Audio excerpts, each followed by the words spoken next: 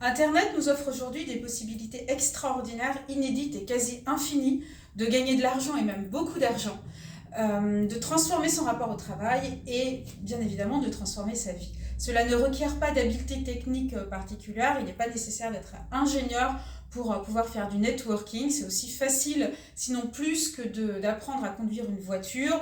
Cela n'exige pas d'avoir financé des études coûteuses. Cela n'exige pas non plus, ne nécessite pas de se ruiner la santé et les nerfs pour réussir, bien au contraire. Ça permet justement d'avoir une très grande qualité de vie et cela ne nécessite pas non plus d'investissement financier particulier.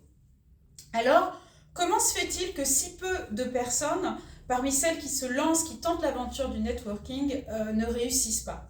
Parce que compte tenu de tout ça, en vérité, tout le monde devrait brillamment réussir, enfin tout le monde devrait en tout cas atteindre le succès.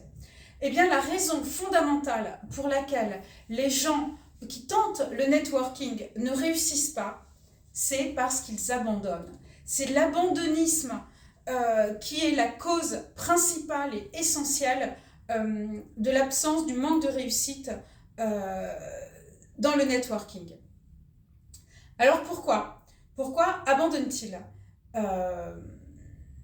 Parce que, en effet, ce type d'activité nécessite un certain temps de construction qui implique nécessairement que pendant cette période, on ne va pas percevoir de revenus ou très peu.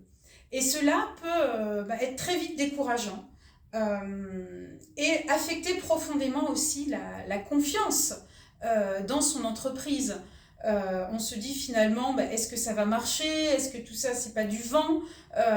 Est-ce que je ne suis pas en train d'investir des espoirs et du temps dans quelque chose qui n'a aucune chance de réussir? Donc c'est pour ces raisons-là, qui sont tout à fait humaines et aisément compréhensibles, que beaucoup de personnes abandonnent. Et c'est précisément le contraire qu'il faut faire. Il faut justement persévérer, faire preuve de constance, de régularité dans ses actions, dans les actions qu'on mène dans son activité de networking pour pouvoir réussir.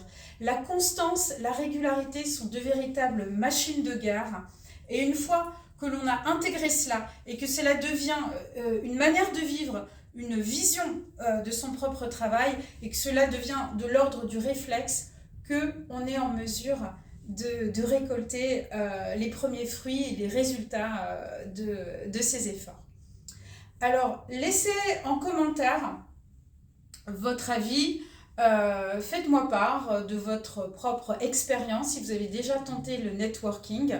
Je suis très curieuse et très intéressée de connaître, d'avoir votre retour d'expérience ou de savoir l'idée que vous faites de cela aussi. Et contactez-moi également si vous le souhaitez en message privé sur Messenger si vous avez envie de vous lancer dans cette activité.